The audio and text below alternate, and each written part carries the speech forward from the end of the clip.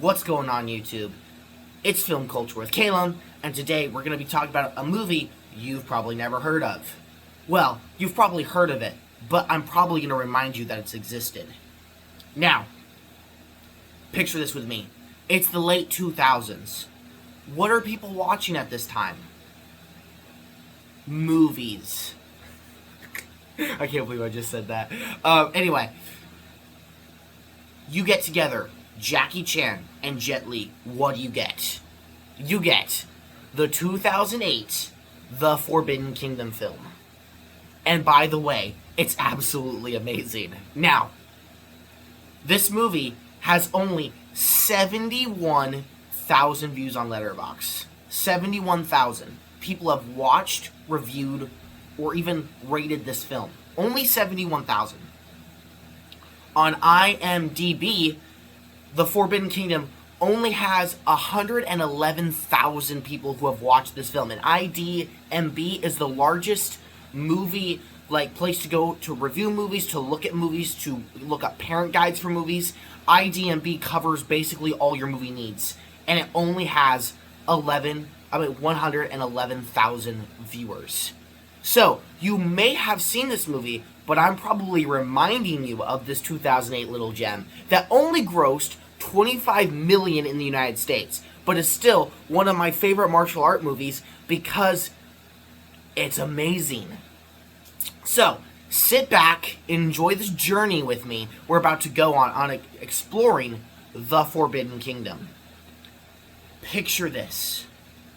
There's a dream sequence. And this man, who looks like a monkey, is battling in the clouds with a staff against these imperial-looking warriors. And he's fighting, and he's kicking their butts. And this monkey, he's untouchable practically. And you keep dreaming about this for a long time. This is the opening to the Forbidden Kingdom. Picture this. You are a young man named Jason, and you love martial art movies. You've seen Bruce Lee. He mentions him. You've probably seen Jackie Chan films in this world. You've probably seen all of these great martial art movies.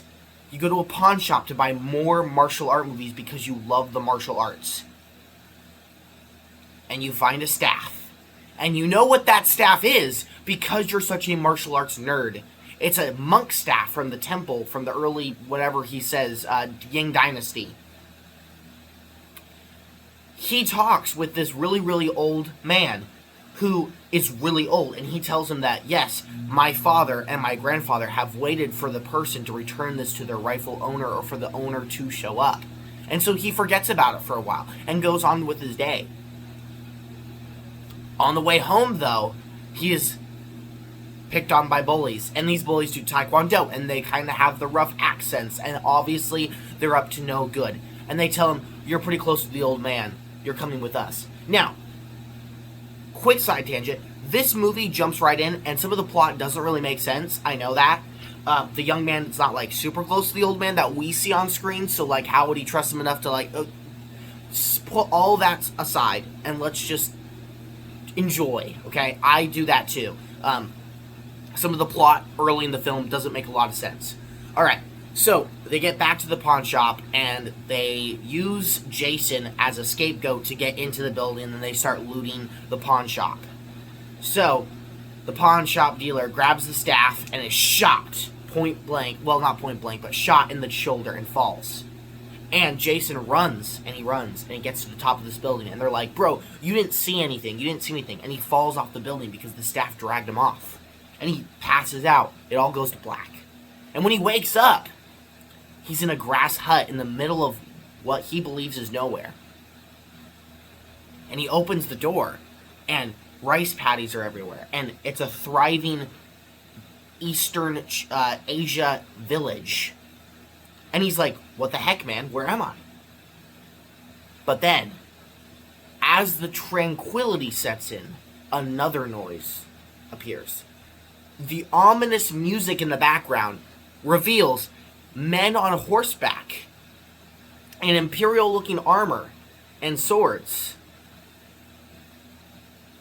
moving into the village. Oh no, they start looting and burning and pillaging and all that. And those ominous looking warriors have now spotted you and now are chasing you. And they're not going to be very nice, even if you are a foreigner. As you're surrounded by warriors on horseback, you see a donkey carrying a seamlessly drunk, long-haired homeless person, not realizing that this is none other than Jackie Chan himself. And when he sees this man who is in danger and sees the staff that to him is very important, he attacks. In obvious Jackie Chan flamboyancy, even when he's at like 50 in this movie, or late 40s, is easily able to do his own stunts and attacks these three horsemen and is able to escape, sorry, I had to do the, with the young man. Now, they go to a restaurant, and Jason figures out this is one of the 8 immortals who is immortal, but his immortality is kind of linked to a substance. So, his is wine. So he gets to meet Jackie Chan, and they start talking. And he basically explains why the staff is so important. He says 500 years ago, or longer than that, there was a person called the Monkey King, which is kind of based off the Journey of the West. This movie has Journey of the West vibes, and basically it's kind of a play on the Journey of West legend.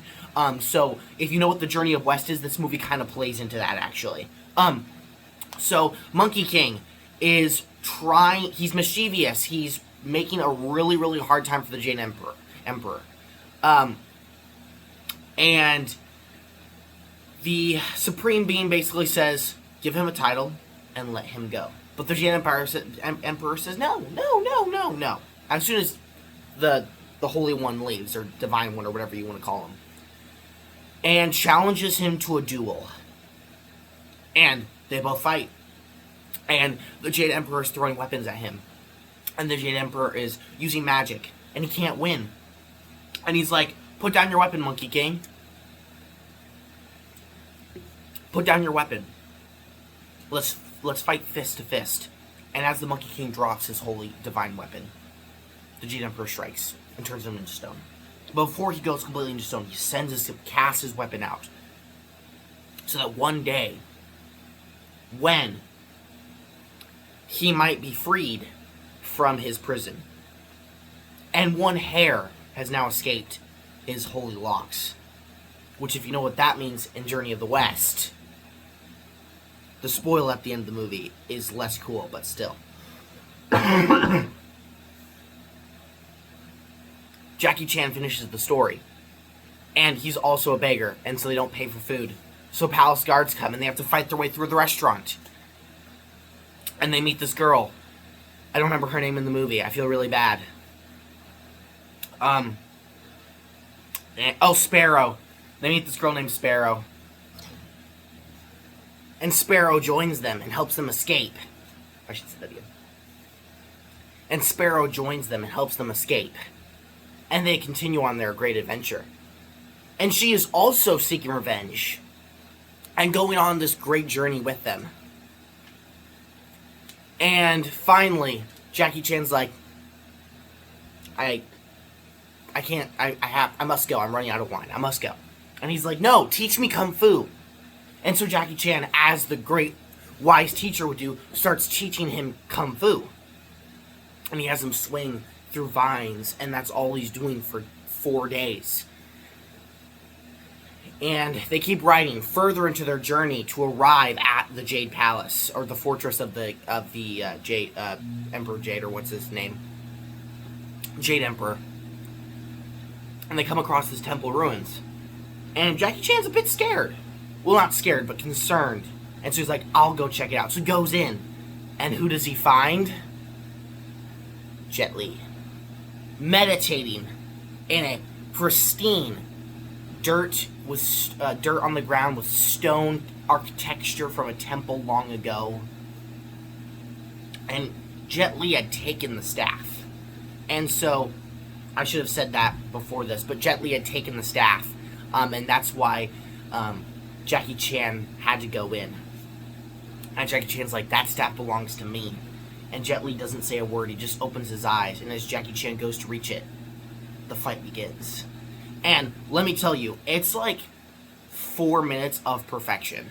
Both, of course, none of them can win, because like it's Jackie Chan versus Jet Li. It's going to be a draw at the end, obviously. I do want to do a video of like counting how many punches were actually landed by each of them, and then like say like out of striking, who technically won. That would be really cool if the director had made it so they evenly did the amount of striking too. But anyway, let's get back. So it's a really, really awesome fight, and they're both, one's an immortal, and so they're flying and they're throwing and they're able to shove the staff through concrete, through rock, and they're both jumping and kicking. It's amazing. Peak, you could say. The fight continues on and on and on. Until the young man comes in and the girl comes, Sparrow comes in, and he's like, we're trying to bring the staff back to its rightful owner. And he stops, and the fight stops. It's a really, really interesting fight. And the monk is like, I'll go with you. I'm also trying to give the staff back to its rightful owner. So now, there's 4 of them on this amazing journey. And they keep journeying. And now, Jackie Chan has another teacher who's going to help him do Kung Fu. And we get the iconic line, we can kill each other when this is over. They both train young Jason in the art of Kung Fu. And are trying to develop his skills. Then they come to a cherry orchard, not realizing that they are in grave danger. For an assassin, a witch was sent after them, whose whip and hair are widely known throughout the land. Now, I'm going to make a really bad joke. I wish you'd whip me too. Anyway, let's get back into the video.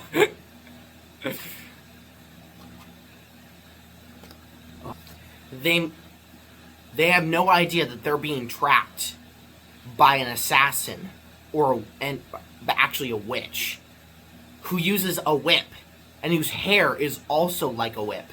Ironic, because I wish you'd whip me. Anyway,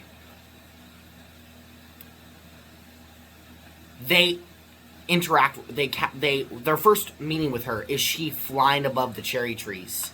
And it's now time to battle. She's brought an army of the Imperial Guards against them. And they can't fight for very long, but they do. They use a little bit of Kung Fu, little martial arts, just a little slide and weave. And then they escape. They run the other way. And she doesn't fall for some reason, but she pulls out this long bow, and she pulls back this menacing, massive arrow, and she shoots it above. And it falls. And as that scene cuts, we go back to them riding on their horses, escaping through a river. And then Jackie Chan's character slunches over, and there's a massive arrow sticking out of his back. Now, you might say, Calum, wait, I thought he was immortal. Yes, but he needs wine to stay immortal. And as we remember, he's been complaining he's out of wine. He is now out of wine. So, they take him to the temple, and the monks are like, we don't have wine here because we're monks. And they're like, oh no, what are we going to do? And, of course, for plot conveniences, there's the elixir of immortality that the Jade Emperor currently has in his fortress. So Jason, because he loves his teacher so much, is going to go up there and give his staff for the life of Jackie Chan. So, he arrives at the Jade Emperor's palace and says, listen, I'm turning myself over, and I'm giving you the staff. I will give you the staff for the elixir of immortality.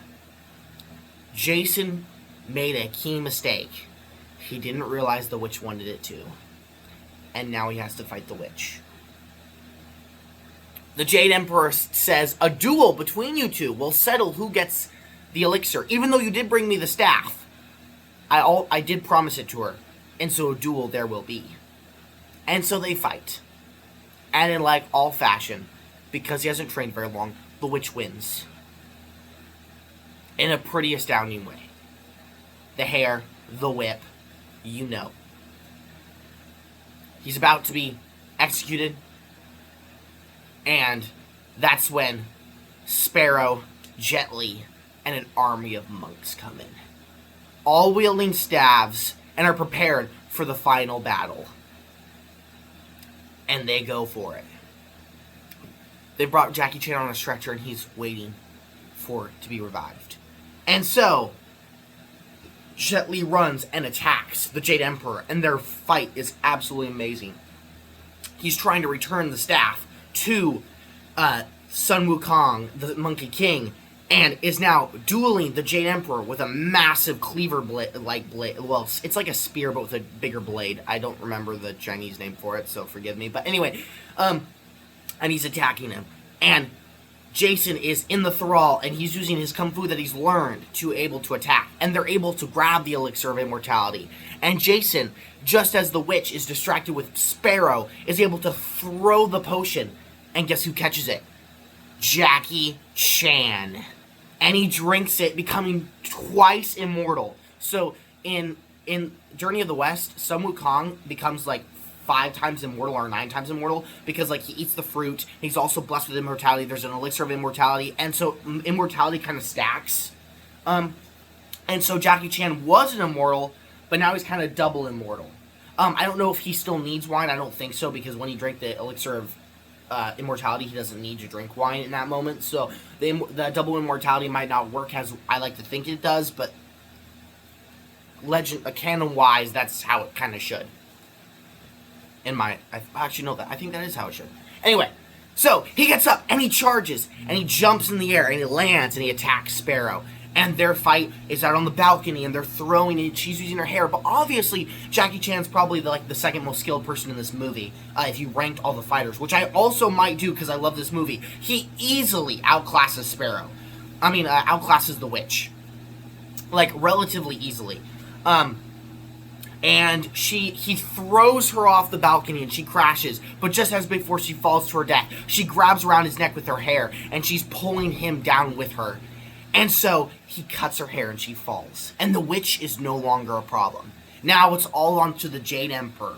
And he is currently kind of demolishing Jet Li. Jet Li has been hit 2 or 3 times with the blade. He's obviously not as skilled as an immortal who's had thousands of years to practice his martial arts. And so he buys time and throws the staff to Jason, and Jason goes, give it to the stone statue of the Monkey King. And so Jason throws it at the statue, and it crumbles, and the Monkey King is set free. And Jet Li is now too badly injured that he now morphs again into the hair that was the Monkey King. And the Monkey King picks up the hair and clenches it and puts it back. Because in the myth, Sun Wukong can create clones of himself with his hair. Sparrow arrives and says, Jade Emperor, this is for the family you murdered. And she throws her jade dart, which is the only thing that can kill an immortal. But he obviously is able to deflect it and shoves her against a pillar, and she goes black. And so, the fight, Monkey King and the Jade Emperor fight. And it's going, and they're going. And Jason picks up the jade dart, and when the Monkey King slams the Jade Emperor back, Jason stabs him.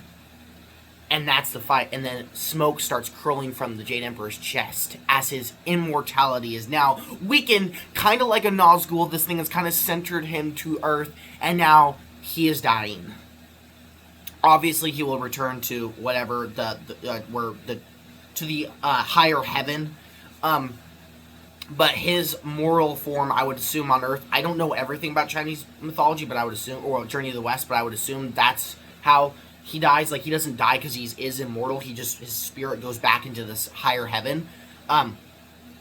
Anyway, so he is now defeated. But Sparrow is dying.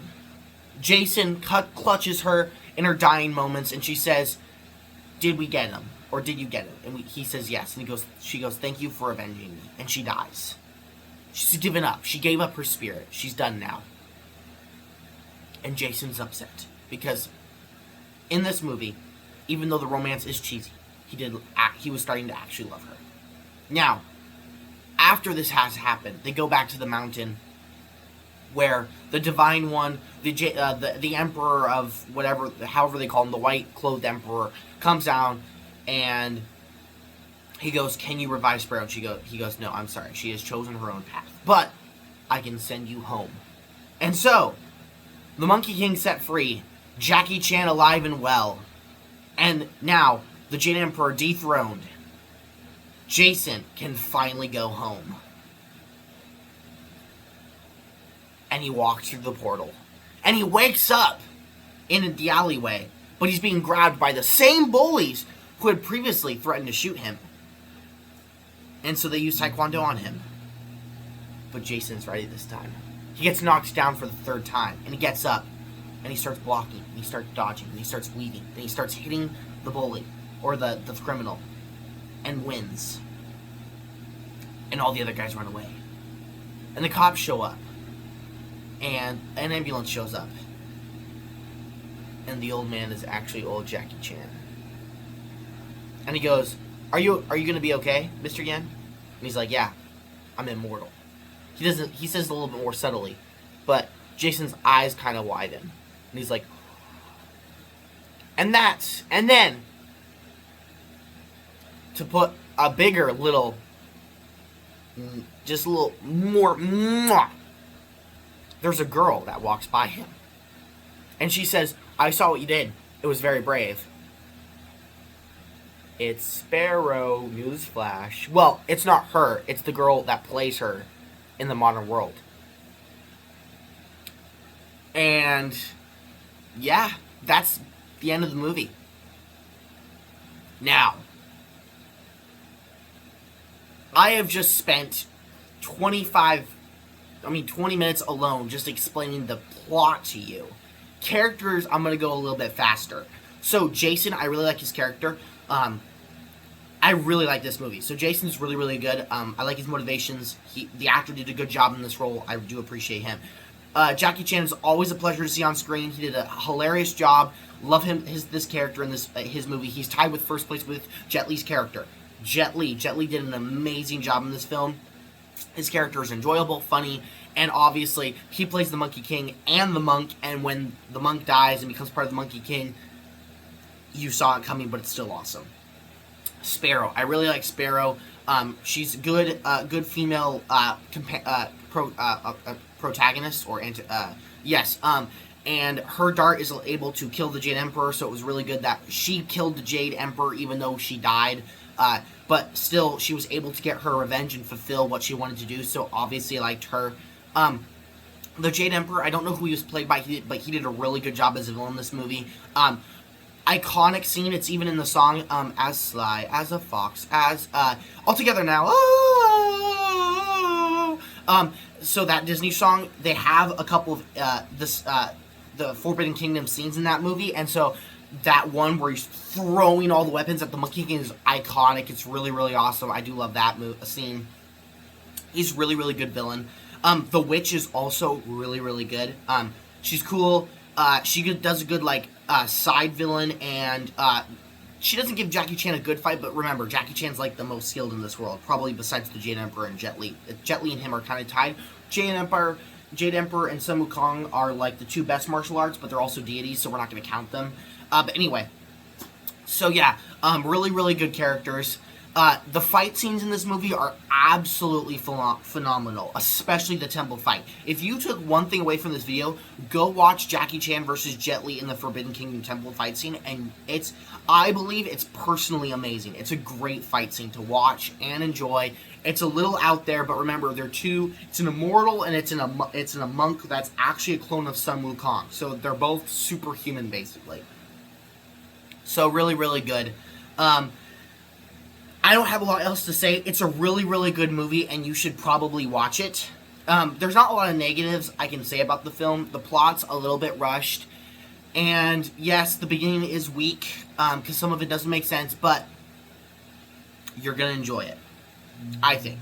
Now, on a scale of 1 to 5 stars, what do I give it? Well, I originally gave it 5 because I grew up with this movie, but I think that's too high. I'm starting to go more 4, and I think it's a really great film. So 4 stars in my book is really good score for this movie, and I'm going to give it 4 stars. I really enjoyed this film. Should you watch it? Absolutely. Again, it's on Tubi right now. Go watch it. And that's all I have for today. I'm going to be editing this video, so... Oh, wait, I don't need to tell you that.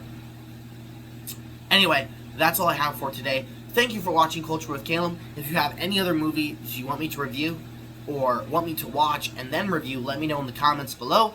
I will be looking through them. I love when you guys comment. Anyway, peace out, guys.